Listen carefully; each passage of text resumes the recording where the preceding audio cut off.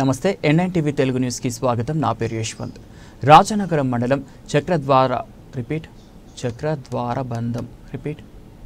నమస్తే NNTV Telugu news కి స్వాగతం. నా పేరు యశ్వంత్.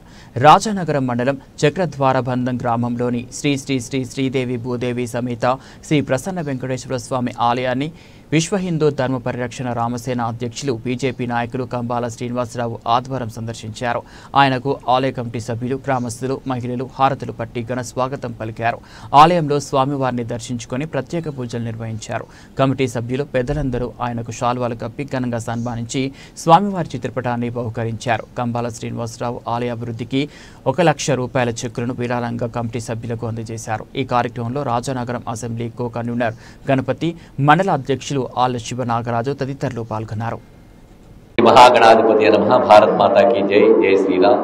నేను మీ కంబాల శ్రీనివాసరావు, విశ్వ హిందూ ధర్మ పరిరక్షణ రామసేన అధ్యక్షుడిగా, అలాగే భారతీయ జనతా పార్టీ నాయకుడిగా మీకు అందరికీ తెలిసిందే.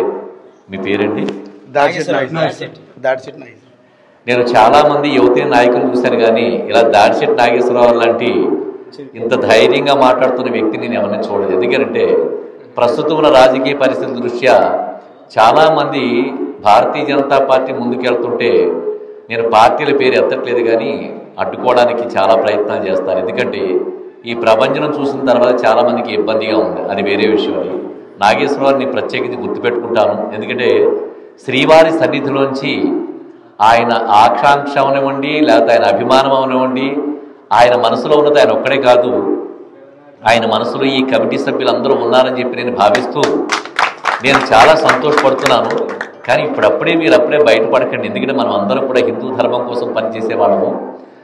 మనం ఏం చేయాలి, ఎలా చేయాలనేది భగవంతుడు నిర్ణయిస్తాడు. రాజకీయ నాయకులు వాళ్ళ తొందరపాటు వాడుకు ఉంటుంది, కానీ మనకేం తొందరపాటు ఉండాల్సిన పని లేదు. ఈ రోజు వరకు కూడా నేను దాదాపుగా 6 కోట్ల రూపాయల దాకా ఈ విశ్వ హిందూ ధర్మ పరిరక్షణ రామసేన పేరు మీద ఆలయాల యొక్క డెవలప్మెంట్ కోసం, బ్రాహ్మణుల యొక్క అభ్యుదయం కోసం, గోవులను సంరక్షించడం కోసం నేను దాదాపుగా ఎన్నో కార్యక్రమాలు చేస్తున్నాను. దాంట్లో నాకు బాగా నచ్చిన కార్యక్రమం ఏంటంటే ఆడపడుచులకి శ్రావణ మాసంలో వ్రతం చేసుకోవడానికి బంగారు కానుక అని చెప్పిన బంగారు వరలక్ష్మి రూపకానికి వస్తూ వచ్చానని 500 గ్రాముల బంగారం, అంటే 1 కేజీ బంగారం పోయిన సంవత్సరం 17,000 మంది ఆడపడుచులు ఈ చుట్టుపక్కల రాజానగరం, జగ్గంపేట, రంపచోడవరం నియోజకవర్గాల్లో రిజిస్ట్రేషన్ చేయించుకుని 500 గ్రాముల బంగారం 500 మంది ఆడవాళ్ళకి ఒక్కొక్కడికి 1 గ్రాము బంగారం చప్పున 7,500 రూపాయలు విలువ కలిగే బంగారం ఇవ్వడం జరిగింది. అలాగే ఎక్కడ జాతర జరుగుతున్నా ఆ ఊరి ఆడపడుచుల పేరు రిజిస్టర్ చేసుకుని డ్రా తీసి పట్టు చీరలు కూడా ఇవ్వడం జరుగుతుంది.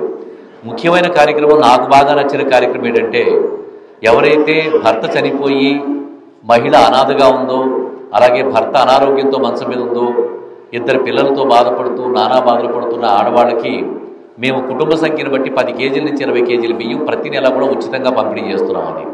ఈ కార్యక్రమాన్ని దాదాపుగా కోరుకొండ, రాజానగరం, జగ్గంపేట నియోజకవర్గాల్లో, రంపచోడవరం నియోజకవర్గాల్లో 110 కుటుంబాలకి ఈ విధంగా మేము ఇప్పుడు దాకా చేస్తున్నాం.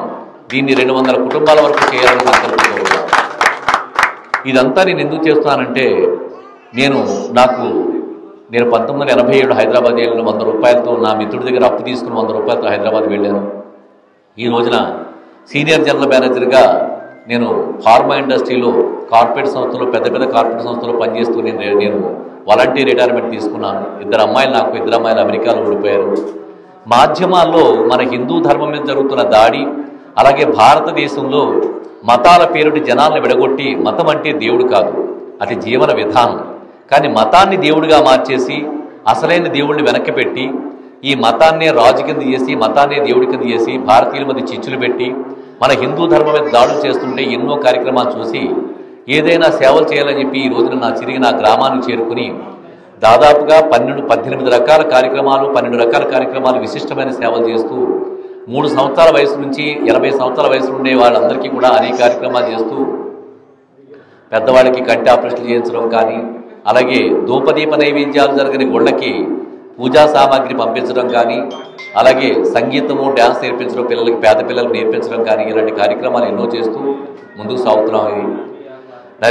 ఇదంతా కూడా నరేంద్ర మోడీ గారి స్ఫూర్తితో ఇదంతా చేస్తున్నాను. చాలామంది నేను భారతీయ జనతా పార్టీలో జాయిన్ అవుతున్నట్టే నవ్వారు చాలామంది.